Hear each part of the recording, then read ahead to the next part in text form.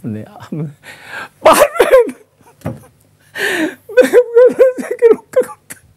আমাকে MP nomination দিয়েছে দল পাবনা 4, শত ষড়যন্ত্রের পরে ইনশাল্লাহ হাজার হাজার ভোটের বাদে জিতে আসবো। আমার জীবনের সমস্ত হায়ারটুকু নিয়ে ম্যাডাম খালেদা জিয়াকে আল্লাহ সুস্থ করে দেন, উনি জন্য একটা নির্বাচনের মধ্য দিয়ে এই দেশ সেবার একটা সুযোগ পান, জনগণ যেন ওনার সেবা পায়।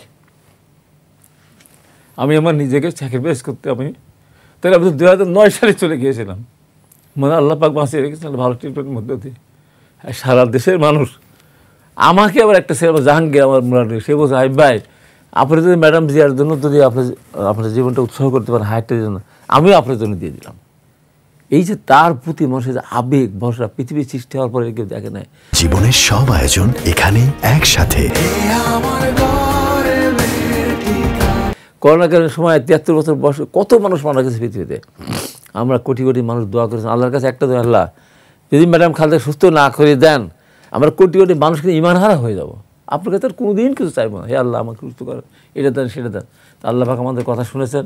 আজকের দিনেও আল্লাহর কাছে আমি এইটুকু প্রার্থনা করি, আমাদের লক্ষ লক্ষ মানুষের দোয়ার বরকতে আপনি সমস্ত মেডিসিন ডাক্তার ফেল করেন, কিছুই নাই, আপনার মহান কুদরতি ক্ষমতা দিয়ে বেগম খালেদাকে দেশটা সেবা করার সুযোগ দেন, তাহলে দেশটা অন্ধকার নিয়োজিত হয়ে যাবে।